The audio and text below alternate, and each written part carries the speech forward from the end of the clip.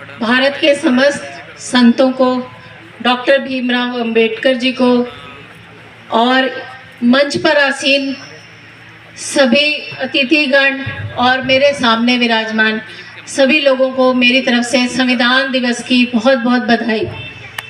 संविधान दिवस के बारे में यहाँ सभी वक्ताओं ने बहुत कुछ बोला है और संविधान का महत्व आपको बताया है। यही चीज़ आपको कंटिन्यू रखनी है। खास तौर पे मैं आज के छात्र छात्रा जो यहाँ पे उपस्थित हैं उन सबको बोलूँगी कि आप प्रस्तावना को ज़रूर पढ़ें।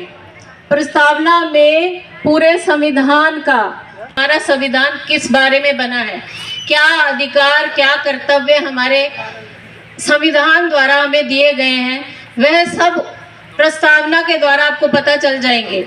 इसीलिए यहाँ जो बच्चे उपस्थित हैं मैं उन्हें खास तौर पे ये कहूँगी कि आप अपने कर्तव्य यानी कि अपने आपका जो धर्म है अपने देश के प्रति उसको भी जानिए। सिर्फ राइट से या अपने अधिकारों से काम नहीं चलता, अपने कर्तव्य भी निभाइए। इसी के साथ मैं आज आपको पुनः बधाई देती हूँ आज के दिवस की और अपनी वाणी को विराम देती हूँ। कुछ जल्दी में हूँ, फिर आपसे मिलती हूँ। नमस्कार।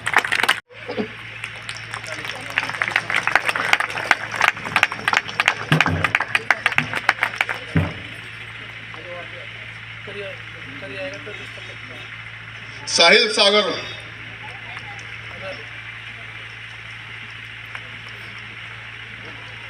आंचल, मयंक डडवाल, इसके बाद अभिषेक पुत्र नरेश कुमार।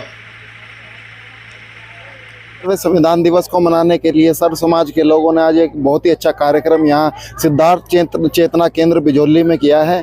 और यहाँ पर आपने देखा कि जो बच्चे 10वीं 12वीं में जिन्होंने टॉप किया है उनको सम्मानित करने का भी काम यहाँ की आयोजन कमेटी ने किया है। साथ ही साथ यहाँ पर हमारे समाज के जितने भी जिम्मेदार लोग, जितने भी यहाँ वरिष्ठ लोग यहाँ पर पहुँचे थे, उन्होंने बाबा साहब डॉक्टर भीमराव अम्बेडकर जी के जीवन परिचय के बारे में बताया और हमारे महापुरुषों ने जो हमारे समाज के लिए योगदान दिया है उसके बारे में बच्चों को बताने का काम किया। साथ ही साथ ये भी कहा कि बाबा साहब डॉक्टर भीमराव अम्बेडकर जी के जीवन से प्रेरणा लेते हुए अपने आप को भी समाज के कार्य में लगाने का कार्य।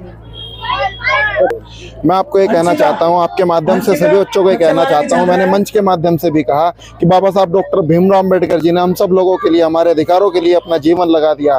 बाबा साहब डॉक्टर भीमराव अम्बेडकर जी के जीवनी को पढ़ना चाहिए। बाबा साहब डॉक्टर भीमराव अम्बेडकर जी की यदि 1% भी बात को हमने अपने जीवन में उतार लिया तो शायद हमारे बच्चों का, हम सब का भविष्य सुरक्षित हो सकता है। आज बच्चों को मैंने अपने मंच के माध्यम से बच्चों को ये कहने का प्रयास किया कि बाबा साहब डॉक्टर भीमराव अम्बेडकर जी को आप पढ़ने के साथ साथ उनकी बातों को अपने जीवन में उतारने का कार्य करें और अपने आप को और अपने समाज को मजबूत बनाने के लिए कार्य करने का काम करें।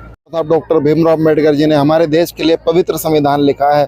इस देश का संविधान सभी लोगों की रक्षा करता है, सभी के लोगों के अधिकारों की रक्षा करता है। जो लोग संविधान के विरुद्ध है, जो लोग संविधान में नहीं मानते, उनकी भी रक्षा करने का काम संविधान करता है। मैं तो कहना चाहता हूँ, आप लोगों के माध्यम से कहना चाहता हूँ कि जो लोग इस पवित्र संविधान को नहीं मानते, मैं आपको कहना चाहता हूँ कि उनको सद्बुद्धि में लेनी चाहिए, उनको भी संविधान को एक बार पढ़ना चाहिए।